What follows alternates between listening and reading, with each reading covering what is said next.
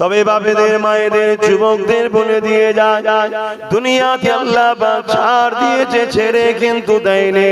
একটা দিন আল্লাহ পাক তোমাকে আমাকে উঠাবে, ওই দিনটা হবে ময়দানে মাশর। যে দিনে আল্লাহ পাক জিবরাইল আলাইহিস সালামকে বলবে, এ জিবরাইল আমার জাহান্নামকে নিয়ে এসে আমার আরশের পাশে বেঁধে দাও। হযরত জিবরাইল আলাইহিস সালাম চলে যাবে, জাহান্নামকে নিয়ে এসে আরশের পাশে বেঁধে দেবে। 70,000 জিনজিল দিয়ে আল্লাহ পাকের জাহান্নামকে বাঁধা হবে। এক একটা জিনজিলে 70,000 করে ফেরেশতা ধরে রাখবে, তথাপিও জাহান্নামকে ধরে রাখতে পারবে না। জাহান্নাম লম্বা লম্বা জিহ্বা করে গুনাহগার উম্মতিদেরকে ধরতে যাবে। এ যুবকের এই দিনটা তো কঠিন দিন হবে, যে দিনেতে বাপ নিজের ছেলেকে জমিনে শুইয়ে তার বুকের উপরে পা দিয়ে দাঁড়িয়ে যাবে। যে দিনেতে ছেলে তার বাপকে জমিনে শুইয়ে তার বুকের উপরে পা দিয়ে দাঁড়িয়ে যাবে। যে দিনেতে মা মেয়ের বুকের উপরে পা দিয়ে দাঁড়িয়ে যাবে। মেয়ে নিজের জনম দুঃখিনী মাকে জমিনে শুইয়ে দিয়ে তার বুকের উপরে পা দিয়ে দাঁড়িয়ে যাবে। এক কথাই যার উপরে যার জোর চলবে তাকে জমিনে শুইয়ে দিয়ে তার বুকের উপরে পা দিয়ে দাঁড়িয়ে যাবে। সাহাবা হুজুররা বলতে লাগলে, ইয়া রাসূলুল্লাহ হাবিবাল্লাহ, এই রকমটা কেন হবে? আল্লাহ নবী জানিয়ে দিলেন, বাবা সাহাবারা, লোহা যেমন আগুনে দিলে পুড়ে পুড়ে লাল হয়ে যায়, সূর্য সেদিন মাথায় রাখবে, দেখতে লেখা তো করে আল্লাহ নামিয়ে দেবে। সূর্যের 12 গুণ তাপ আল্লাহ বাড়িয়ে দেবে। এই সূর্যের তাপেতে জমিনটা পুড়ে পুড়ে লাল হয়ে যাবে, এই জমিনে দাঁড়াতে পারবে না। এই যার উপরে যার জোর চলবে তাকে জমিনে শুইয়ে তার বুকের উপরে পা দিয়ে দাঁড়াবে। কি হবে এই দিনে যুবক ভাবো? তোমার কোন দাদা এদিন তোমাকে বাঁচাবে? তোমার কোন দিদি এদিন তোমাকে বাঁচাবে? কেন তারাতে গে থেকে কনফার্ম টিকিটে জাহান্নামের লাইনে থাকবে, তারা তো তোমার আমার কাতারও তাকে থাকবে না। তাহলে এই দিনে তোমার আমার কি হবে? এই দিনে যখন আল্লাহ জিজ্ঞাসা করবে, এ বান্দারে হাত দিয়েছিলাম আমি, আমার জন্যই হাতে কি করেছি বল? বান্দা পা দিয়েছিলাম আমি, এই পায়ে আমার রাস্তায় কখন কতটা হেঁটেছি বল? আমার জন্য কি করেছি বল? বান্দারে জবানে কথা দিয়েছিলাম আমি, এই জবানের কথা নিয়ে আমার জন্য কি বলেছি বল? এ আমার বান্দারে চোখে রোশনি দিয়েছিলাম আমি, এই চোখে রোশনি নিয়ে তুই আমার জন্য কি দেখেছি বল? বান্দারে জিন্দেগি দিয়েছিলাম আমি, যৌবন দিয়েছিলাম আমি, তাকত দিয়েছিলাম আমি, জমিন আমার ছিল, আসমান আমার ছিল, গাছ তুই লাগাতিস, ওই গাছকে বাঁচিয়ে সরষের ফুল ফুটিয়ে ফসল ধরিয়েছিলাম আমি। এ বান্দারে আমার জন্য কি করেছিস বল? কি উত্তর দেবেন বলেন? আমরা আল্লাহর জন্য কি কি করেছি? কিন্তু আমার কওমের মানুষ ইচ্ছা করে হোক আর অইচ্ছাকৃত হোক আল্লাহর দ্বীনের দুশমন হয়ে দাঁড়িয়ে গেছে। কোরআনে সূরা বাকারার কথা মনে পড়ে যে আল্লাহ বলছেন, খাতামাল্লাহু আলা কুলুবিহিম, যাদের অন্তরে আল্লাহ মোহর মেরে দেয় তারা পরিবর্তন হবার নয়। নাই আবু জেহেলকে নবী কম চেষ্টা করেছে, নবী চেষ্টা করেছে। নবী যার মুখের কথা তো দূরের কথা, অন্তরে শুধু বলেছে আল্লাহ কাবাকে যদি কিবলা বানিয়ে দিতেন, মসজিদ আকসা থেকে মুখটা ঘুরিয়ে নিয়ে কাবাকে যদি কিবলা বানিয়ে দিতে, ইব্রাহিম নবীর বানানো ঘরটা আমি রাসূলুল্লাহ বড় খুশি হতাম। নামাজের মধ্যে হৃদয়ের মধ্যে শুধু ভেসে উঠেছে, আমার আল্লাহ জিবরাইলকে পাঠিয়ে দিল, এ জিবরাইল জলদি করে যাও, আমার হাবিবকে যে জানিয়ে দাও আমি আল্লাহ আমার হাবিবের মনের আশাকে কবুল করেছে। দূরে কাত নামাজ পড়া হয়ে গেছে, এখনো দূরে কাত বাকি আছে, বাকি দূরে কাত। আমার হাবিব যেদিকে খুশি আমি আল্লাহ বা সেদিকে খুশি। কাবার দিকে মুখ করে কিয়ামত পর্যন্ত এটাই কিবলা হয়ে গেল। যে রাসূলুল্লাহ মুখ দিয়ে বলেন অন্তরের মধ্যে উদিত হয়েছে, আল্লাহ সঙ্গে সঙ্গে নামাজের মধ্যে যে না 4 রাকাত হয়ে যায় পরে রক্ত থেকে হবে খনি, না না না বন্ধু, তুমি যখন চেয়েছো এখনি কিবলা বানিয়ে দিলাম। সেই রাসূলুল্লাহ আবু জেহেলকে কত বুঝিয়েছে, কত পরিবর্তনের জন্য চেষ্টা করেছে, কিন্তু আল্লাহ জানিয়ে দিয়েছে হাবিব যার অন্তরে আমি মোহর মেরে দিয়েছি সে কখনো পরিবর্তন হতে পারবে না।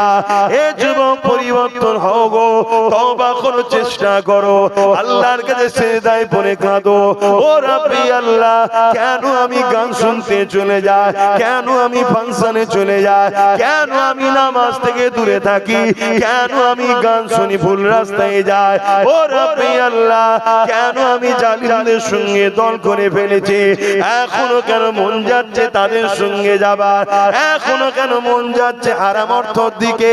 এইভাবে আল্লাহর কাছে পানা চাও, সাহায্য চাও, কেননা আজ যদি তুমি সাহায্য না চাও, পানা যদি না চাও, মনে রেখে দিও ভাইদান ময়দানে মাশরটা বড় ভয়ানক হবে।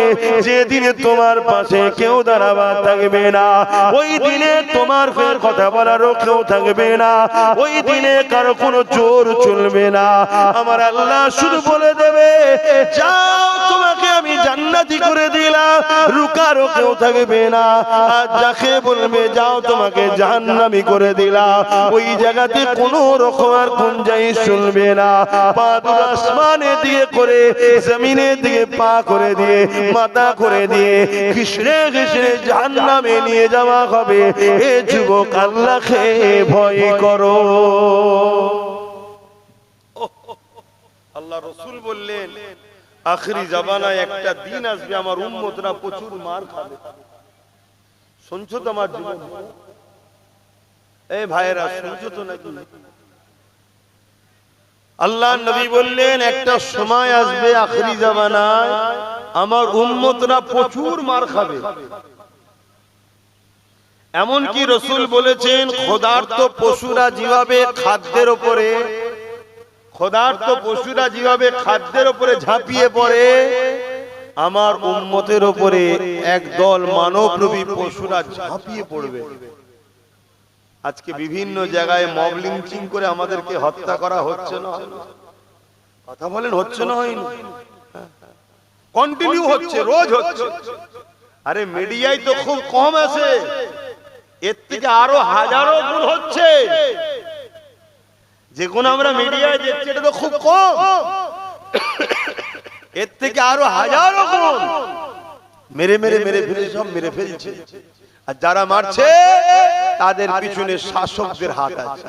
শাসক বলছে চিন্তা করিস না, খুব যদি বড় আন্দোলন হয় তোকে ধরে কোন রকম নিয়ে আসবো, শুধু আন্দোলনটাকে ট্যাকেল করার জন্য হালকা ধারা দেবো, টুক করে বেরিয়ে চলে যাবে, আবার কি মারবি। শুনছেন তো নাকি? কিছুদিন আগে দেখলেন না আমারই বাংলাতে ওই কে যেন প্যাটিস নাকি বিক্রি করতে গিয়ে মার খেলো? দেখেছেন তো নাকি? তবে মার খাওয়ার কপালও করেছি আমরা, কি করা যাবে। তো মার খেলো, খাবার পরে একটা চারিদিকে ঝড় উঠেছে, নিন্দার ঝড়, নিন্দার ঝড়। মমতা দেখছে রে মোল্লা দত দিদি না কেস দি না ধুড়ি, তাহলে তোমার ভোটটা চলে যাবে। আবার ওপরে ফোন করলো, হ্যালো একটু দেখাবার মতো করে ধরতে হবে, বুঝলেন না? হয় মুসলমান জেগে গেলে আবার আমার পাশ থেকে চলে গেলে, নওশাদের দিকে তো এমনি মুসলমান হু করে যাচ্ছে, তাহলে রুকে রাখতে পারবো না। এদের যদি রুকে না রাখি, ওরা যদি এক জায়গায় হয়ে যায় না তোমাদের সাইজ করে ফেলবে। কথা বুঝে আসছে? একটু ধরতে হয়, তাহলে তাড়াতাড়ি ধরে ফেললো। ধরতে দেরি, বেরোতে দেরি হয়। কি ভুল বলছি? আবার জেল থেকে বেরিয়ে গেল না? আর যখনই জেল থেকে বেরিয়ে গেল প্যাটিসওয়ালা ভাবছে এবার আমাকে মেরে ফেলবে, জানে খুন করে দেবে একদম। ওই জন্য ও বেচারি তাড়াতাড়ি তবলা তবলি করছে, নিজের দেশের ঘরে পালিয়ে গেছে। কি বুঝছেন? আমার আওয়াজ বুঝতে পারছেন না নাকি? আমি ওই সকল মৌলী সাহেবদের মতো নয় যারা ইসলাম মানে শুধু দাড়ি টুপি নামাজ রোজা মসজিদ মাদ্রাসা বোঝে। আমি ওই দলের লোক নয়। আমি নামাজ রোজা দাড়ি টুপি মসজিদ মাদ্রাসাও যেমন ইসলাম, তেমন অন্যায়কে মিটাবার নামও ইসলাম। আমি এই হুজুরদের দলে। কথা বুঝে আসছে নাকি? আমার নবীর মিশনটা কি ছিল? আমার নবী জালিমের বিরুদ্ধে লড়াই করে আল্লাহর জমিনে আল্লাহর সৃষ্টি মখলুক বান্দাদেরকে আজাদ করেছে। জোরে বলুন সুবহানাল্লাহ। আবার নবী নামাজও পড়েছে, সাহাবারাও পড়েছে, আমাদেরও পড়তে বলেছে। কথা কিছু বুঝে আসছে? মানে নামাজ পড়তে হবে, ওটা ব্যক্তি জীবনের কল্যাণের জন্য, আর সামাজিক কল্যাণের জন্য দুর্নীতিকে বন্ধ করতে হবে, জুলুমকে বন্ধ করতে হবে, খুনকে বন্ধ করতে হবে, রেপকে বন্ধ করতে হবে, নেশাকে বন্ধ করতে হবে। এটা কি ইসলাম নয়? কথা বলে। তো এইগুলো বন্ধ করতে গেলে ভালো ভালো রাজনীতির নেতাও দরকার আছে না? নাই? এই কথা বলছেন না? এখন আপনার মসজিদের ইমাম যদি বলে সামনে পঞ্চায়েতে এই বুথ থেকে আমি দাঁড়াবো, ওই গ্রামে যারা নামাজ পড়তো তারা ইমামের বিরুদ্ধে প্রথম দাঁড়াবে, ঠিক তো নাকি? ইমাম সাহেব এই কাজ করলো কেন? ও ইমামকে আর রাখা যাবে না। এই নামাজি গুলোকে দেখে আমার মাঝে মাঝে ভয় হয়, যদি উমর ফারুক যদি আজকে এসে বলতো আমি অর্ধেক পৃথিবী চালাই আবার নামাজ পড়বো, এই মুসল্লি গুলো উমর ফারুকের বিরুদ্ধেও লেগে যেত, ওর পিছনে নামাজ হবে না কেন? ও নেতা। কথা বুঝছেন তো নাকি? আমার কথা ভুল হয়ে গেল নাকি? তোমার গ্রামে বলো, প্রত্যেকটা গ্রামে সব থেকে স্বচ্ছ ভালো লোক কে? আমাদের মাঝে ইমাম। তো সেই ইমাম হয় কি করে? তারপরে নামাজ হবে না তো? ইমাম তো সে যে ওই গ্রামের মধ্যে সব থেকে ভিআইপি, তাই তো সেই ইমামতি করছে। তার পিছনে তবে দেখতে হবে। মসজিদে দাঁড়িয়ে আছে 50 জন, ওই 50 জনের মধ্যে থেকে যদি কেউ থাকে ইমামের থেকেও ভিআইপি, তাকে ইমামতি করতে হবে। শুনছেন তো নাকি? তাহলে সেই জায়গায় ইমামকে যখন আমি এত সৎ মনে করি, এত স্বচ্ছ মনে করি, এত ভালো মনে করি, তাহলে সেই ইমাম যদি বলে যে হারা আমি একটু দাঁড়াই না, তাহলে বিরোধী হয় কেন?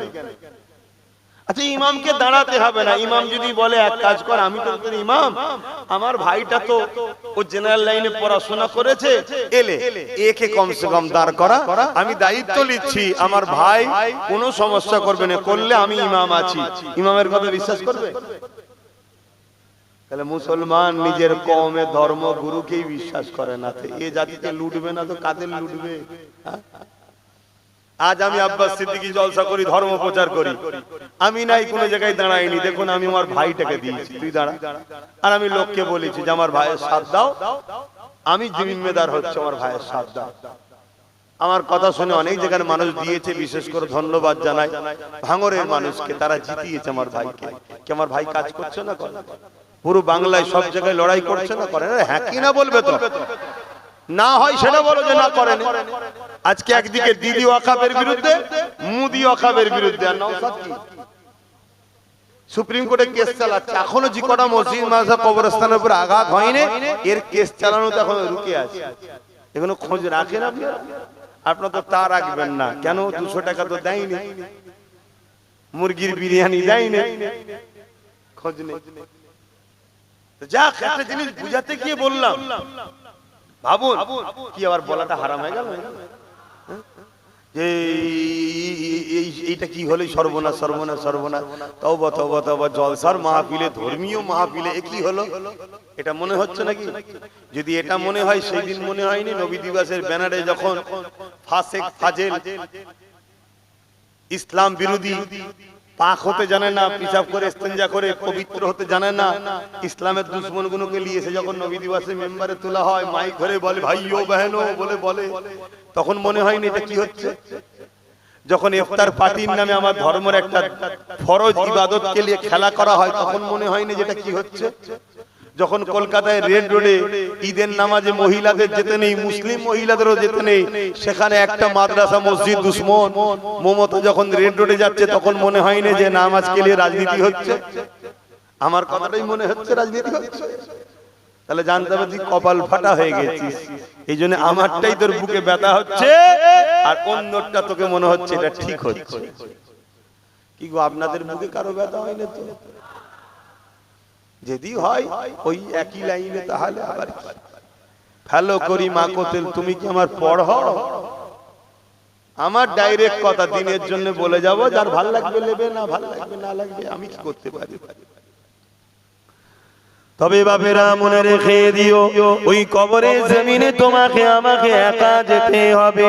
প্রতিদিন এই মাটি তোমাকে আমাকে ডাকে আর বলতে লাগে, এ মনুষ্য জাতি রে, এত অহংকারের সঙ্গে আমার বুকের ওপর দিয়ে ঘুরে ঘুরে বেড়াচ্ছিস, জানিস আমার বুকের ভেতরে তোকে একদিন আসতে হবে।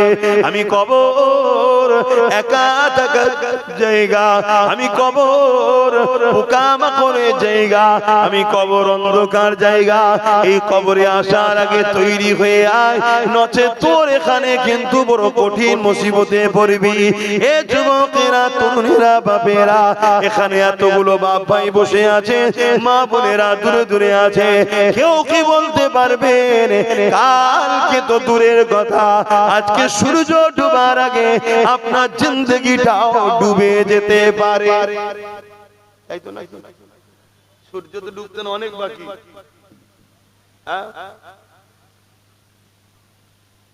চারটে পর্যন্ত করার কথা, আসতে দেরি হয়ে গেছে, আর আধ ঘন্টা বলি 4:30। এখানে নামাজ পড়লেন কোন কি নামাজ পড়াবার একটা কাউকে রেডি করেন, এখানে একটা নামাজ পড়াবার কাউকে রেডি করেন। কেন আমি মুসাফির হালে আছি, না আমি পড়িয়ে দিতাম। একটা কাউকে রেডি করেন, করে রেডি থাকে 4:30 এখানে নামাজ করে নেবেন। ঘাবড়াবার কিছু নেই। আচ্ছা ঠিক আছে।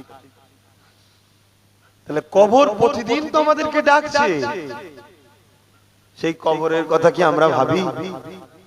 অথচ আল্লাহ পাক কোরআনের মধ্যে বললেন, ওয়াল তানজুরু নাফসুম মা কদ্দামাত লিগাদ, প্রতিটা নফসের উচিত পরকালে বেশি বেশি করে ভাবা কি হবে আমার পরকালে। এই দুনিয়ার জিন্দেগি তো আসল জিন্দেগি নয়, আসল জিন্দেগির জন্য তো দুনিয়ার জিন্দেগিতে পরীক্ষা দিবার জন্য এসেছি। আসল জিন্দেগি যে জায়গায়, ওখানে দুটো জায়গা আছে, একটা হলো চিরশান্তির, আর একটা হলো চির কষ্টের। যেমন যৌবনে যদি তুমি আমি মেহনত করে নি, তাহলে দুনিয়ার জমিনে তুমি আমি প্রতিষ্ঠিত হয়ে যাব। আর যদি যৌবনের সময় পড়াশোনা না করে খেলাধুলা করে যদি 20-30 বছর কাটিয়ে দিই, তাহলে কিন্তু পরবর্তী জীবনটা তোমার আমার বেকার হয়ে যাবে। এই দুনিয়াবি জিন্দেগিতে তুমি আমি যদি একটু কষ্ট করতে পারি, আসল জায়গা পরকালে, ওখানে তুমি আমি শান্তি পেয়ে যাব। আর এখানে যদি তুমি আমি আনন্দ ফুর্তির মধ্যে কাটিয়ে দিই, তাহলে আখিরাত তোমার আমার বরবাদ হয়ে যাবে। হে নওজওয়ানেরা, তরুণেরা, হে নবী পাকের প্রেমিকেরা, এরপরও বলে যে আল্লাহ তওবাকারীকে বড় পছন্দ করে। যারা অন্যায় করে ফেলেছে, যারা ভুল করে ফেলেছে, যারা অন্যায় হয়ে গেছে, ভুল খাতা হয়ে গেছে, এখনো সময় আছে, তওবা করে না। বাকি জিন্দেগিটা আমার রাসূলুল্লাহ দ্বীন ইসলামের পাহারাদার হয়ে কাটার, বাকি জিন্দেগিটা আমার রাসূলুল্লাহর হয়ে গোলামি করে কাটার, বাকি জিন্দেগিটা যিনি দিয়েছে তিনার দাসত্ব করে কাটার। এ যুবকেরা, তরুণেরা, বাপেরা, আখিরাত বড় ভয়ানক হবে। তওবা করে নাও, তওবা করে নাও। আল্লাহ তওবাকারীকে বড় পছন্দ করে। আল্লাহ পাকের কাছে ক্ষমাটা চেয়ে নাও।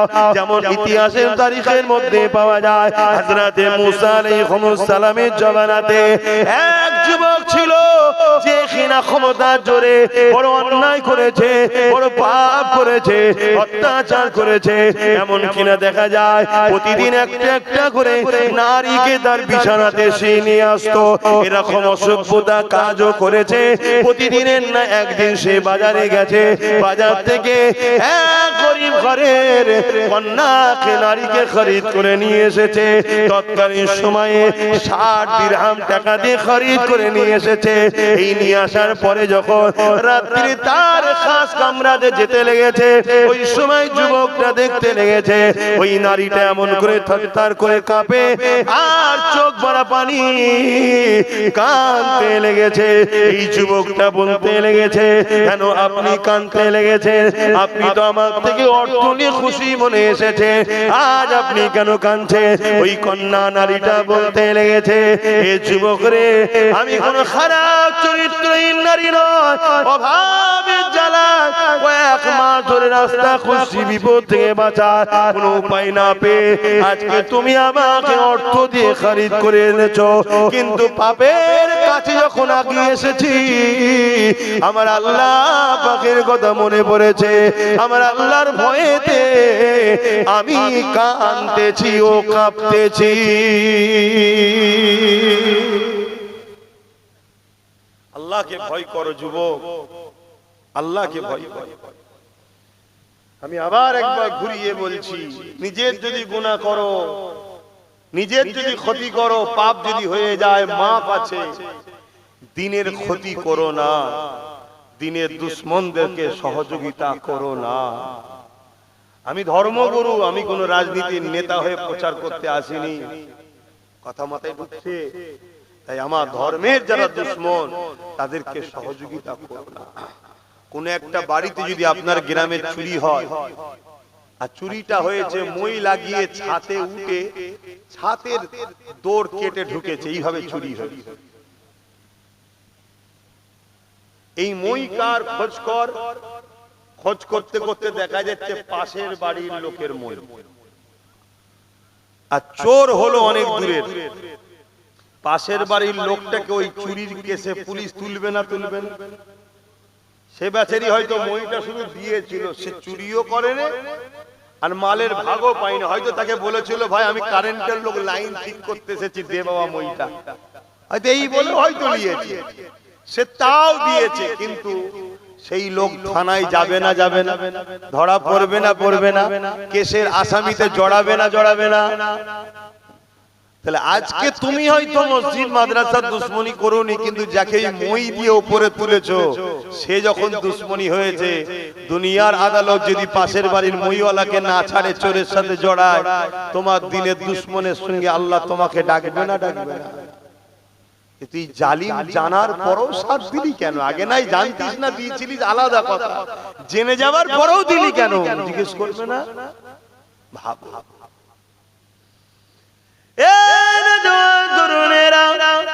এই যুবকটা যখন ওই বইটার মুখ থেকে, ওই বান্দির মুখ থেকে যখন এই খবরটা শুনলো, আল্লাহর ভয়ে সে কাঁপতেছে, আল্লাহর ভয়ে সে কাঁদতেছে। এই যুবকটার মধ্যে একটা অনুশোচনা তৈরি হলো, আরে আমি এত ধনী, আল্লাহ আমাকে এত অর্থ দিয়েছে, এত কিছু দিয়েছে, এরপরও আমার উচিত আল্লাহকে বেশি ভালোবাসা, এরপরও উচিত আল্লাহ সঙ্গে মহাব্বত বেশি করা, তা না করে আমি আল্লাহ নাফরমানি করে বেড়াই। আর এই মেয়েটা এত গরিব হওয়ার পরও আমার আল্লাহকে কত ভালোবাসে, আমার আল্লাহকে কত ভয় করে, সে কিনা কোনোদিন পাপ করেনি, না ছাড়ে এসেছে, এরপরও সে কাঁদতে লেগেছে। এই দৃশ্য দেখে যুবকটার মধ্যে পরিবর্তন এসে গেছে। ওই যুবকটা ওই মেয়েটাকে বলতে লাগলো, এ মহিলা, আজ থেকে আমি তোমাকে বোন বলে সম্বোধন করলাম, তোমাকে আর অর্থ ফিরিয়ে দিতে হবে না, আমি তোমার সঙ্গে কোনো পাপ কাজে লিপ্ত হব না।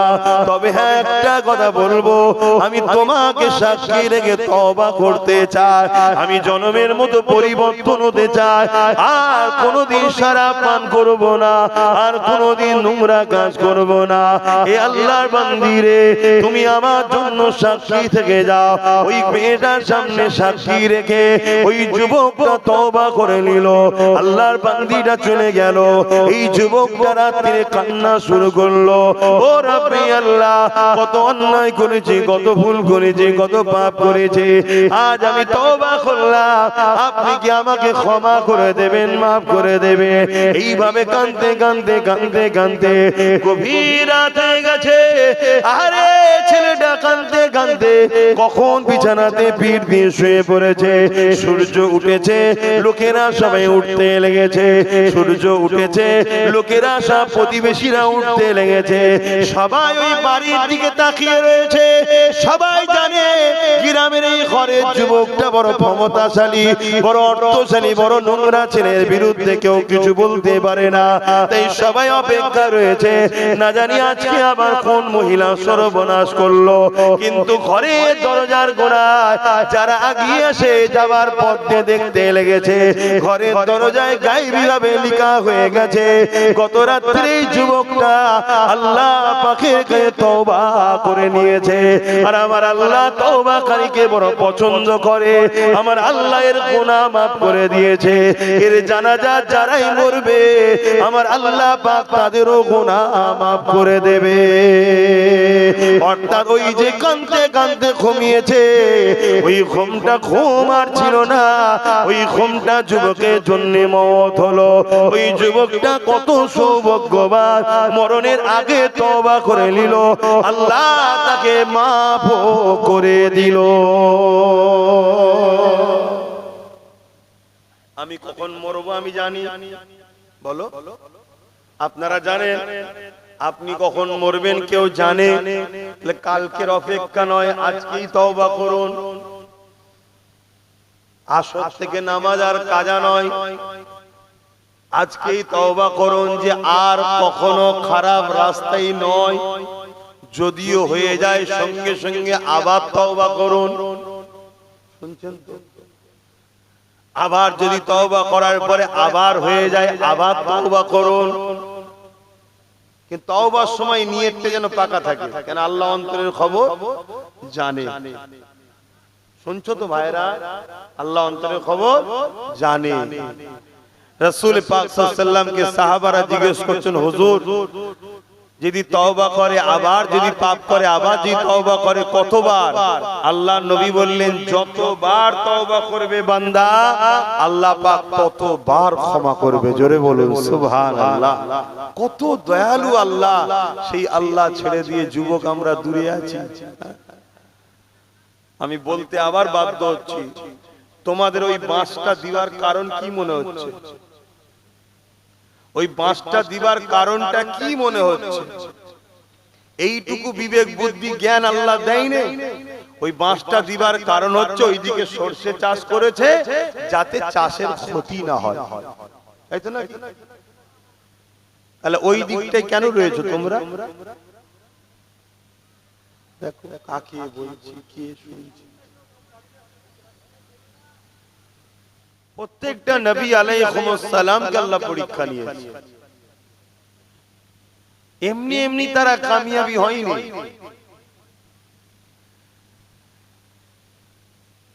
সাহাবা হুজুরদেরকেও পরীক্ষা নিয়েছে। জিনাকে না বানালে কিছুই বানাতেন না, জিনাকে না বানালে হযরত আব্দুল্লাহ হুজুরকেও বানাতেন না। মায়ের পেটে থাকাকালীন বাপ আব্দুল্লাহ হুজুরকে ডেকে নিল। দুনিয়ায় এসে কোনদিন বাপের মহব্বত পেল না। কি কঠিন পরীক্ষা আমার রাসূলকে আল্লাহ নিয়েছে। কিছুদিন যেতে না যেতে আম্মা আমিনাকেও ডেকে নিলেন। কত বড় বড় দুশমনের মোকাবেলায় আমার রাসূলুল্লাহর কখনো দান্দা মোবারক শহীদ হয়েছে, কখনো রক্তাক্ত হয়ে তায়েফে অজ্ঞানে পড়েছে, কখনো পাহাড়ে চলে গেছে, কখনো আবার মদিনা ইয়াসরিব মক্কা ছেড়ে মাতৃভূমি ছেড়ে হিজরত করতে হয়েছে। দুনিয়াকে আল্লাহ দেখাচ্ছে যে আমার বন্ধু তোমাদের জন্য মডেল, আমার বন্ধু আমার ভালোবাসায় কি স্যাক্রিফাইস করছে দেখো, কত ত্যাগ স্বীকার করছে দেখো। আর তুমি কে তাহলে? তুমি কি ভাবছো আমি এমনি এমনি জান্নাত চলে যাব? যার জন্য জান্নাত বানালাম, যার জন্য কায়নাত বানালাম, সে আমার প্রেমে কি কুরবানি দিচ্ছে দেখো। আর তুমি আব্বাস সিদ্দিকী দাদা হুজুরের আওলাদ হয়ে নবীর খানদান হয়ে মনে করেছে এমনি এমনি জান্নাত চলে যাবে?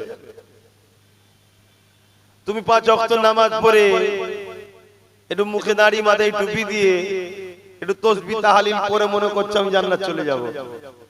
তাহলে ইমামে হোসাইন কারবালায় কি করতে গিয়েছিল? নামাজ পড়তো না, তাসবিহ ছিল না, হজ ছিল না। আমার আল্লাহ বলছেন আমি যাকে যত ভালোবাসি তাকে তত কঠিন পরীক্ষা নিই। সাহাবা হুজুররা কখনো কখনো কাঁদতেন নবীর দরবারে এসে, হুজুর আমাদের বড় ভয় লাগছে, আল্লাহ কি আমাদের উপরে নারাজ হয়ে গেলেন, আল্লাহ কি আমাদের উপরে বেজার হয়ে গেলেন? আল্লাহ নবী বলতেন, কেন হুজুর অনেক দিন হয়ে গেল কোনো বিপদ আসেনি আমাদের উপরে। ভাবছেন আমি কি বলছি? কোনো মুসিবত আসেনি, কোনো পরীক্ষা আসেনি, বড় আরামে আছি হুজুর। আমাদের বড় ভয় হচ্ছে আল্লাহ কি নারাজ হয়ে গেল। আর আমরা সবাই চাই একটু আরামের জন্য। আর সাহাবা হুজুররা কদিন যদি একটু আরাম পায়, অমনি রাসূলুল্লাহর কাছে গিয়ে কাঁদে আর বলে, হুজুর আমরা কি ভুল করলাম, আল্লাহ কি নারাজ হয়ে গেলেন, আমাদেরকে কি অপছন্দ করে নিলেন? হায় রে জিন্দেগি, এটা তো পরীক্ষার জায়গা, এটা তো পরীক্ষার সেন্টার দুনিয়া। এখানে আপনি যদি ভালো ভাবে পরীক্ষা দিতে পারেন, রেজাল্ট আউট হবে। সুম্মা নুফিকা উখরা ফাইযা হুম কিয়ামুন ইয়ানজিরুন। ময়দানে মাশর যেদিন সবাইকে উঠানো হবে, সেই দিন রেজাল্ট আউট হবে। যারা নেক আমল করেছে তাদেরকে ডান হাতে দেওয়া হবে, যারা বদ আমল করেছে বুকের ভেতর দিয়ে হাত ঢুকিয়ে পিছনে বার করে বাঁ হাতে দেওয়া হবে। যে দিনটা কত কঠিন হবে। আজ আব্বাস সিদ্দিকী বুঝাচ্ছে, উলামারা বুঝাচ্ছে, তবে হক উলামা, উলামাদের মধ্যে আবার দুটো শ্রেণী আছে, একটা খায়রুল উলামা, একটা শাররুল উলামা। যে উলামা কথা বলবে আল্লাহর রাসূলের জন্য, সে হলো খায়রুল উলামা। আর যে উলামা ইলম শিক্ষা করে দুনিয়া তাগুতি শক্তির পক্ষে দালালি করবে, সে হলো দুনিয়াদার উলামা। খায়রুল উলামাদেরকে আল্লাহ এত শান দিয়েছে, হাক্কানি উলামা যারা, যাদের মধ্যে আলে ইলম ও ইলমানে দুটো এলেম আছে, তাদেরকে আল্লাহ এত শানওয়ালা করেছে, কোন কবরবাসীর পাশ দিয়ে যদি যায় আর কবরে যদি আযাব হয়, এই চলে যাবে হেঁটে 40 দিন গোরের আযাবকে আল্লাহ maaf করে দেবে। জোরে বলুন সুবহানাল্লাহ। আল্লাহর পক্ষে, নবীর পক্ষে যে উলামা, অর্থাৎ মুখ খুললে উদ্দেশ্য থাকবে আল্লাহর জন্য, রাসূলের জন্য। মান আহাব্বা লিল্লাহ ওয়া আবগাদা লিল্লাহ ওয়া আতা লিল্লাহ ওয়া মানআ লিল্লাহ ফাকাদ ইস্তাকমাল আল ঈমান। এই উলামা যারা হবে, ময়দানে মাশরে আল্লাহ তাদেরকে প্রথমেই ঘোষণা দেবে, আমার উলামা বান্দারা, এখানে তোমাদের দাঁড়াবার জায়গা নয়, তোমরা এই কঠিন দিনে দাঁড়াতে হবে না, যাও তোমরা সব জান্নাতে চলে যাও, হিসাব জান্নাতি তোমরা। জোরে বলুন সুবহানাল্লাহ। তারা যখন জান্নাতে যাবে, একদল লোক তাদেরকে আবার ধরবে, যাচ্ছেন কোথায়? না আল্লাহ আমাদেরকে জান্নাত যেতে বলেছে, ওয়াদা ভঙ্গ হচ্ছে না কেন? আপনি তো দুনিয়ায় ওয়াজ করেছিলেন, আল মারউ মা মান হাব্বা। বুখারী শরীফের হাদিস। এক গ্রাম্য মানুষ রাসূলকে জিজ্ঞেস করছে, হুজুর কিয়ামত কবে হবে? আল্লাহ নবী বলছেন, মাআদাত লাহা, এই ছেলে কিয়ামতের জন্য কি করেছো? ফাকাম আদাতু লাহা কাসীরা সালাতি ওয়া সিয়ামি। ইয়া রাসূলুল্লাহ, বেশি বেশি নামাজ রোজা করতে পারিনি, ইল্লা তবে আন ইউহিব্বুল্লাহ ওয়া রাসূলুহু, আল্লাহ ও রাসূলকে অন্তর থেকে ভালোবাসি। জোরে বলুন সুবহানাল্লাহ। আল্লাহ নবী বলেছিলেন, আল মারউ মা মান হাব্বা, দুনিয়ায় যে যাকে ভালোবাসবে পরকালে সে তার সঙ্গে জান্নাতে যাবে। জোরে বলুন সুবহানাল্লাহ। আপনারা উলামারা এই হাদিস শোনাতেন, আমিও শোনালাম এখন। আজকে আমাদেরকে বাদ দিয়ে যাচ্ছেন কেন? আমরা তো আপনাদের ভালোবাসতাম, প্যার করতাম। আপনারা যেখানে আসতেন আমরা খাওয়া দাওয়া ছেড়ে দিয়ে জড়ো হতাম, আপনাদের তাকবীর দিতাম, আপনাদের জন্য কি না করেছি, আপনাদের বিষয়ে কথা বললে মারপিটও করে ফেলেছি। কেন? আপনারা আল্লাহ ও রাসূলের পক্ষে ছিলেন তাই। আজকে আপনারা জান্নাতে যাচ্ছেন, আমাদেরকে বাদ দিয়ে যাচ্ছেন কেন? আপনারা তো বলেছিলেন দুনিয়ায় যে যাকে ভালোবাসবে পরকালে তার সঙ্গে থাকবে। আমরা ভালোবাসি তো, আপনারা আমাদেরকে নিয়ে যাবেন না কেন? শুনছেন তো আপনারা? এ যুবক, কাদেরকে ভালোবাসতে হয় দেখো, কাদের সঙ্গে উঠা বসা করা দরকার দেখো, কাদের সঙ্গে বন্ধুত্ব করতে হয় দেখো। আল্লাহ কোরআনে বলছে আইয়ুহাল্লাযীনা আমানুত্তাকুল্লাহ, হে বিশ্বাসী ইমানদারেরা আমি আল্লাহকে ভয় কর। অকুনু মা'আস সাদিকিন, সত্যবাদীদের অনুসরণ কর, সত্যবাদীদের দলভুক্ত হ।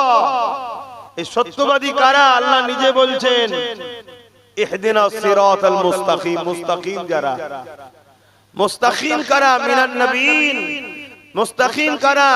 সিরাতাল লাযীনা আন'আমতা আলাইহিম, যাদের উপরে আল্লাহ ইনাম দিয়েছে তাদের হলো মুস্তাকিম, তাদের রাস্তাটা হলো সরল সঠিক মুস্তাকিমের রাস্তা।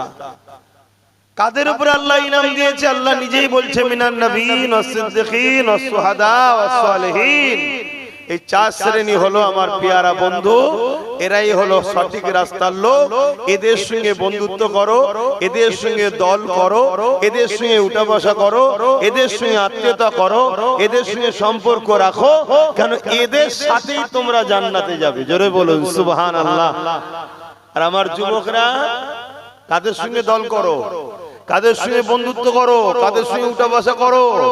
আজকে তো আমরা ডাকলেও তোমরা অনেকে আসতে চাও না, যারা এসেছো আলহামদুলিল্লাহ, বিশ্বাসে মিলাই বস্তু তর্কে বহুদূর।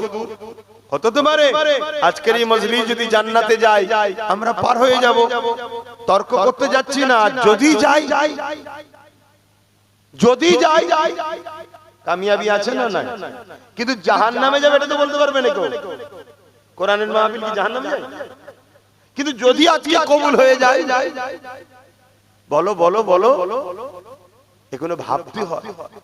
সারা জীবন আড্ডা দিলাম মেলাতে, ফাংশনে, যাত্রায়, গানেতে, জুয়াতে, ফাঁসে, ফাজেল, বেহুদা, বেনামাজি, গাঁজাখোর, মাতাল, চরিত্রহীন, জালিম, বদমাই, লুটেরাদের পিছনে তো সারা জীবনটাই কেটিয়ে দিলাম। আর পরকালে আশা করছি আল্লাহর ওলির সঙ্গে জান্নাত হবে। এটা কি হাস্যকর নয়? তো ভাইরা আমার দেখুন না, কাতার দিচ্ছে এবারে এই দিকে, আমার দুটো বাপ ওখানে বসে আছে, কাতার এবারে এই দিকে যাবে। আচ্ছা বলুন, আমার কি আর খদ্দের লাগবে মনে হচ্ছে? তাও আমি লোকটা খুব খারাপ, লোকের পিছনে লা লাগলে আব্বাস সিদ্দিকীর মনে হয় ভাত হজম হয় না। কি সমস্যা দেখুন, ওই কটা বাইরে বেরিয়ে আছে, বাইরে বসে আছে কিছু কটা।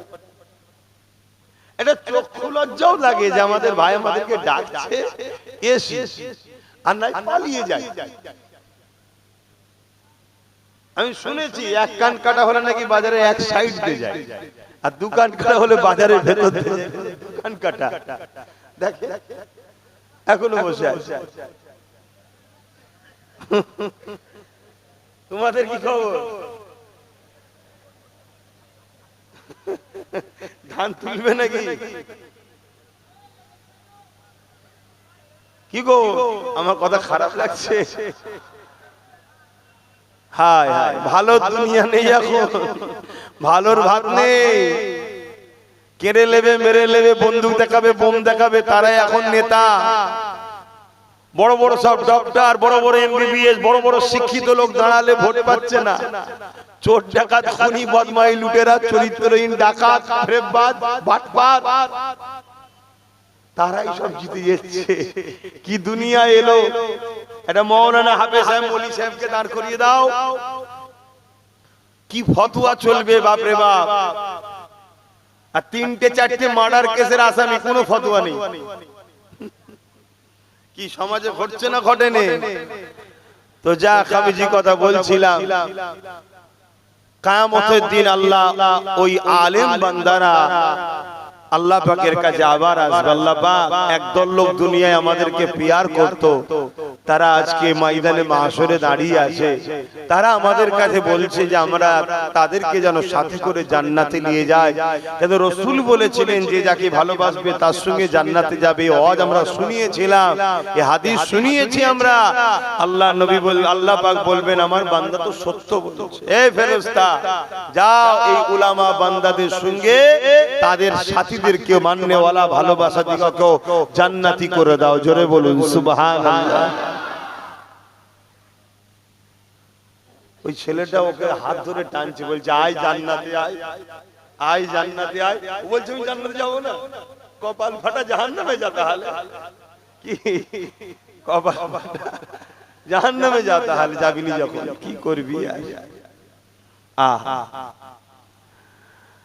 বাবেরা আসি খুশিতে বলছি ঠিকই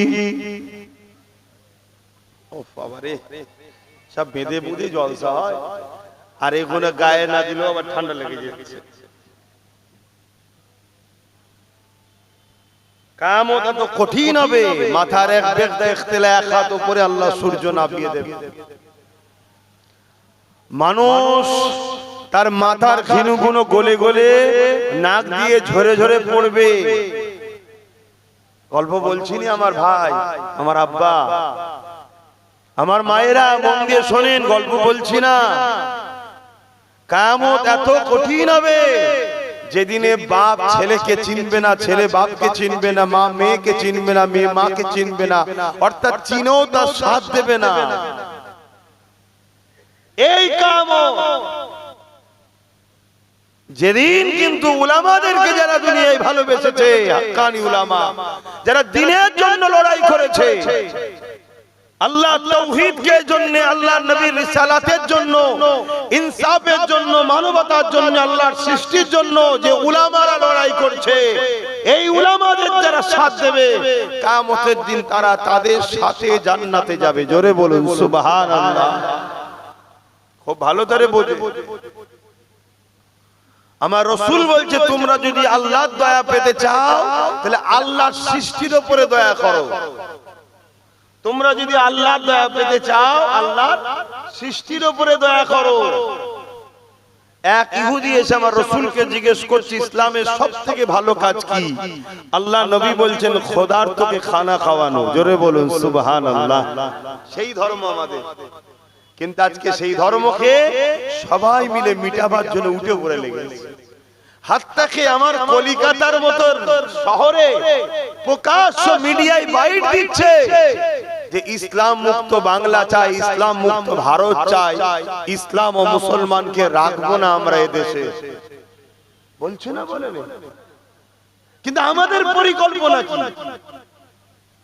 এত বড় কথা বলছে এটা সংবিধানের পক্ষে না বিরুদ্ধে তার কোনো ব্যবস্থা হচ্ছে তার কোনো মামলা হয়েছে তাকে কেউ অ্যারেস্ট করছে তাহলে বুঝতে হবে এদের কথাকে তারা সাপোর্ট করছে যারা ক্ষমতার আসনে বসে আছে এই জায়গায় আমাদের ভূমিকাটা কি আমরা না আল্লাহর গায়েবী সাহায্যের আশায় আছি না নিজেরাও কমসে কম ডিফেন্সের জন্য প্রস্তুত হয়ে আছি কি যে আমাদের মনের আশা জানি না আর আমাদের ঘরে এইগুলো জন্ম হয়েছে আমাদের জন্য এদেরও কপালটা ফাটছে প্রত্যেকে তার বাচ্চার ভবিষ্যৎ ভাবছে আমরা আমাদের বাচ্চার ভবিষ্যৎ ভাবি না যে আমাদের সময় যদি এত ভয়ানক ঘোষণা হতে পারে তাহলে আমাদের বাচ্চাদের সময় কি হবে একবার ভাবছি না আর যদিও বা আব্বাস সিদ্দিক একটু ভেবেছে আমারই কওমের এক শ্রেণীর মানুষ আমাকে তো গালি গালাজ দিতে কিচ্ছু আর বাদ দেয়নি বাপ মা তুলে সব দিন রাত গাল দিচ্ছে আবার আমার কওমের মধ্যে অনেকে আবার যাতে এক না হয়ে যায় এটাকে আবার ডিভাইড করার জন্য পরিকল্পনা করছে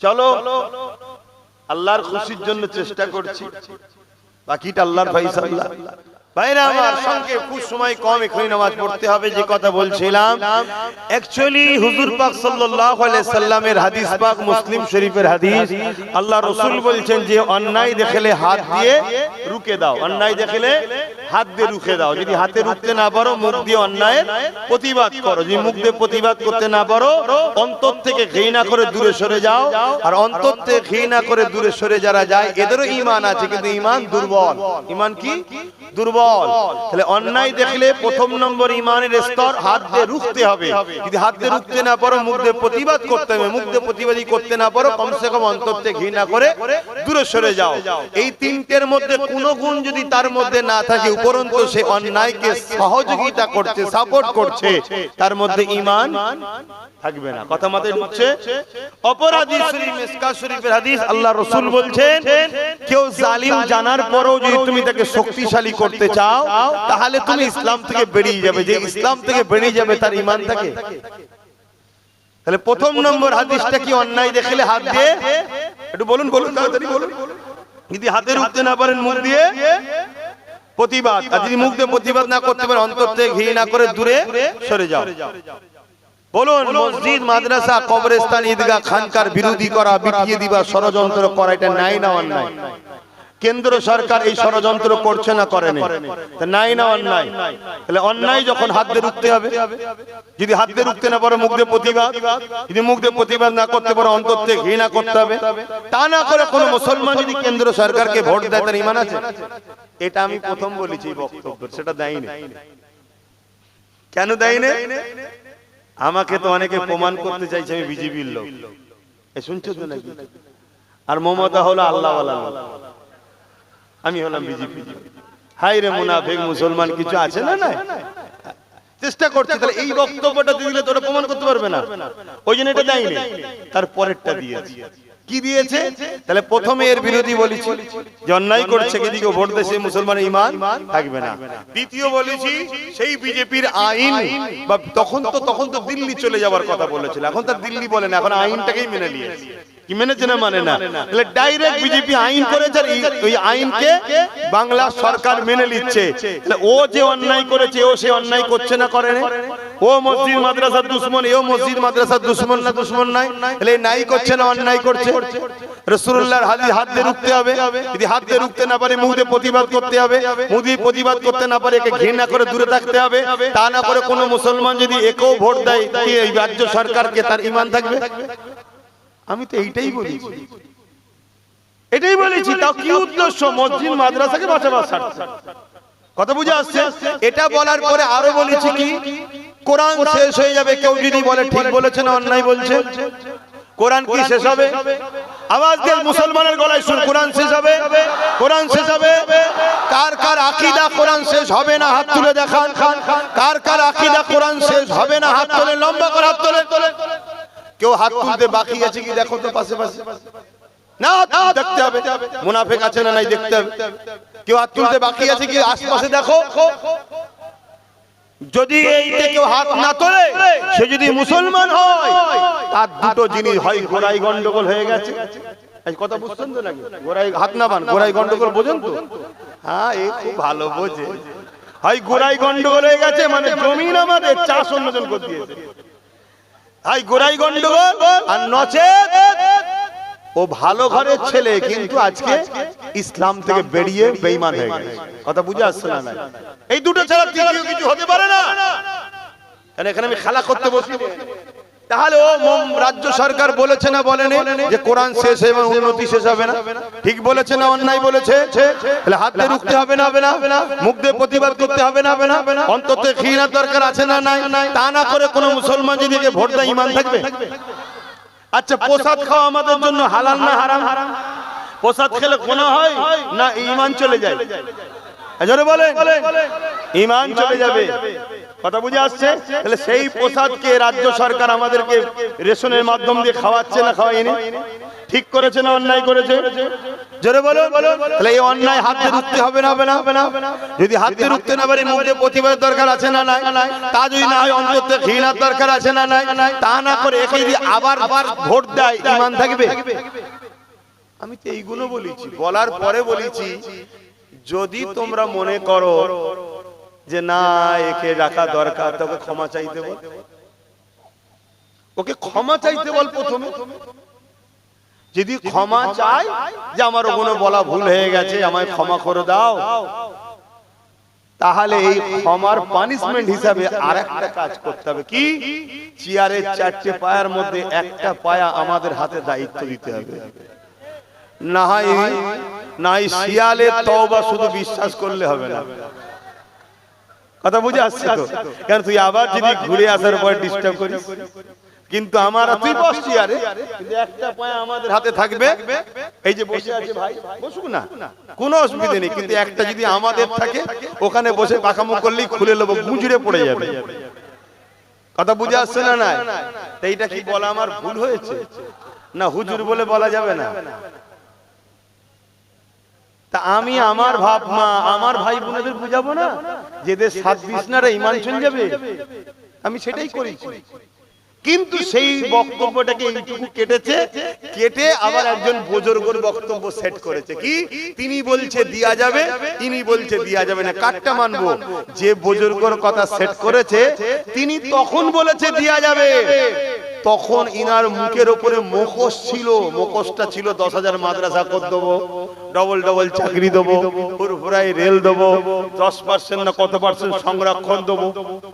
তখন ওই মুখোশটা ছিল, তো হুজুর মুখোশ বুঝতে পারেনি, তাই তখন বলেছিল ভালো কাজ যখন করবে তাহলে দিয়া যাবে, দে, অসুবিধা কি আছে।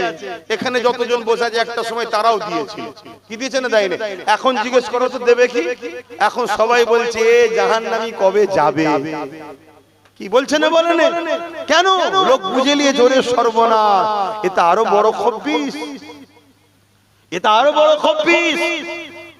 আমার সিল আমার নোরা আমারই ভাঙছে দাঁতের গোড়া, ওরাও আমাদের দুশ্মন, কিন্তু আমার সিল আমার নোরা পাইনি, নিজে সিল নোরা নিয়ে এসে মারছে। আর এতে আমার সিল নিয়েছে, আমারই নোরা নিয়েছে, আমাদেরই মারছে। ঠিক না বে ঠিক গো? আমাদেরই ভোটে জিতে আমরাই লড়াই করেছি, আমাদেরকেই মারছে। তো সেই জায়গাতে আজকে কোন মুসলমান যদি এসে সালাম দেয় আপনাকে জবাব দিতে হবে না? হবে না? কেন জবাব দেওয়াটা কি ওয়াজিব? জবাব দেওয়া কি বলবেন তো? ওয়াজিব দিতেই হবে, না হয় ওয়াজিব তরক করা কাবিরা গুনাহ হবে, আর ইচ্ছা করে যদি অস্বীকার করে ঈমান চলে যাবে। শুনছেন তো নাকি? কিন্তু ওই লোকটাই যদি কালকে আবার ইসলাম থেকে বেরিয়ে যে এসে সালাম দেয়, জবাব দিতে হবে? জোরে বলেন। তাহলে যখন এ ভালো ভালো কথা বলেছিল করে দেবো, কেউ বলেছে দে, ভুল কি বলেছে? ঠিকই বলেছে। কিন্তু আজকে যখন এর মুখোশটা খুলে গিয়ে অরিজিনাল পেতনি মুখ বেরিয়ে পড়েছে, এবারে আর দিয়া যাবে? কথা মাথায় ঢুকলো। এখন আমি শেষ কথা বলবো। কেন্দ্র সরকার জালিম না জালিম নয়, এটা মানেন আপনারা? আবার একবার সাক্ষী দেন কারা কারা জালিম বলে মানেন কেন্দ্র সরকারকে। ঠিক বলছেন? ঠিক বলছেন? ঠিক বলছেন? হাত নাবান না, হাত নাবালে হবে না, একবার দেখতে হবে কেন্দ্র সরকারের লোক আমাদের মধ্যে আছে কিনা। হাত তুলে বলেন কারা জালিম বলে মানেন, কেন্দ্র সরকারকে জালিম বলে মানেন।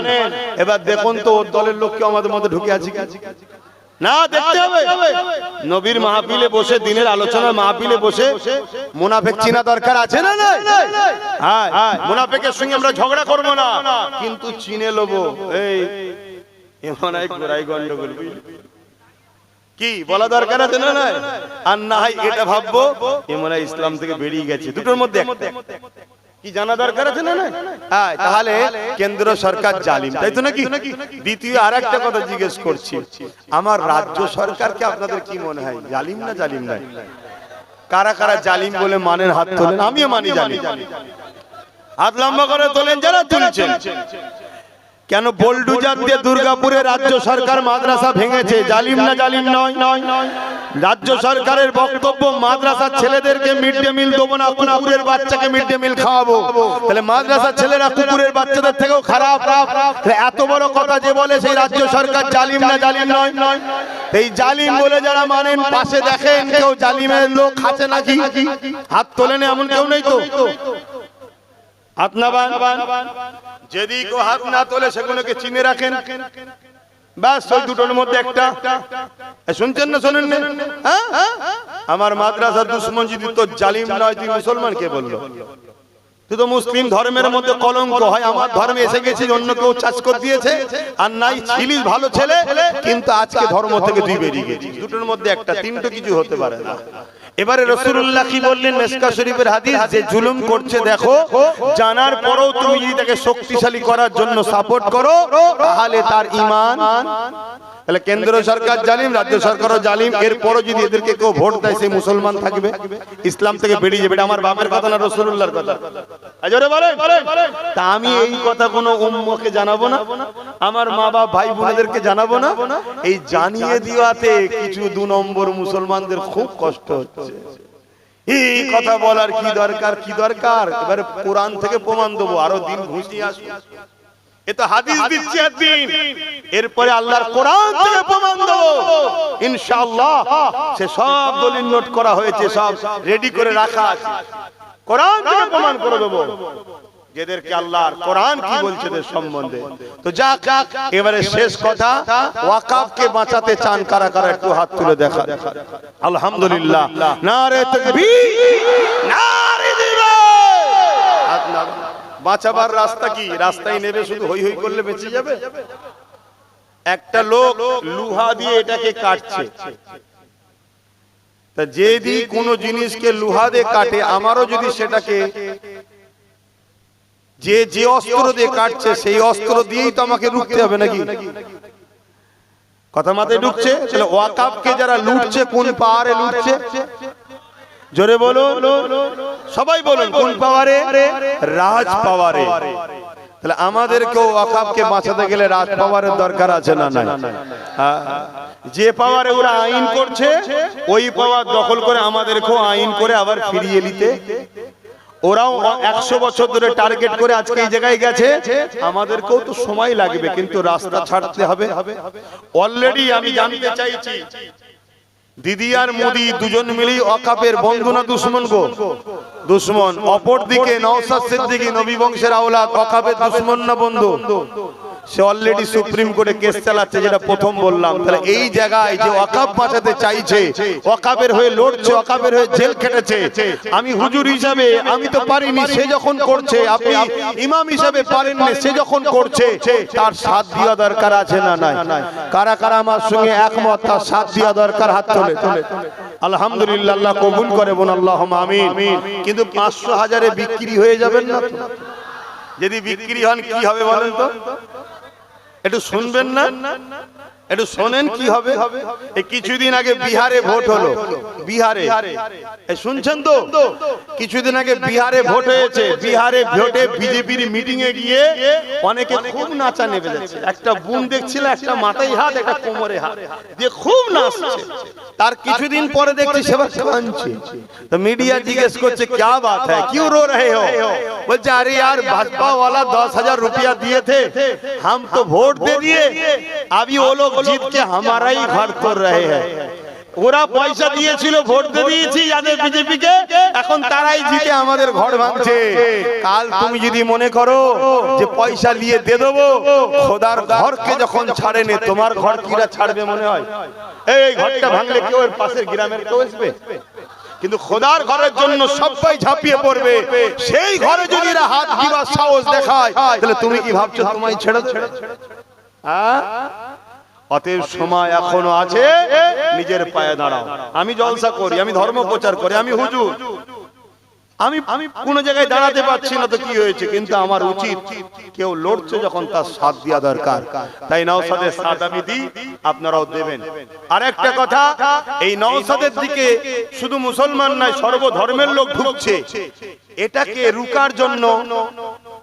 রুকার জন্য পরিকল্পনাও হচ্ছে। নতুন নতুন অনেককে নাবিয়ে দেওয়া হবে, নতুন নতুন অনেককে নাবিয়ে দেওয়া হবে। তারা অনেক আবেগ নিয়ে আসবে, কিন্তু তারা নিজেরা মুসলমান কি সন্দেহ আছে? যদি বলেন এত বড় কথা বলছেন, হ্যাঁ, আপনাকে খেয়াল রাখতে হবে তার ভবিষ্যৎটা কি, বর্তমানটা কি। আল্লাহ রসুল বলেছেন, পাহাড় সরে গেছে বিশ্বাস করো, মানুষ পরিবর্তন হয়েছে সহজে বিশ্বাস। তাহলে কাল ভবিষ্যৎটা দেখতে হবে। গতকালকে কেউ একজন ইসলাম কবুল করলো, আজকে তাকে ইমামতির দায়িত্ব দিলেন, একটু দেখা দরকার আছে না?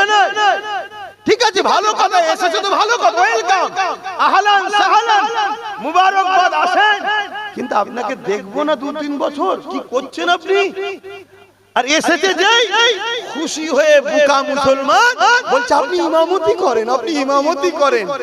বলেন এর থেকে বড় বুকা আর কে আছে? একটু মাথায় রাখা দরকার আছে না নাই? আমি জাতিকে বাঁচাবার স্বার্থে বলছি।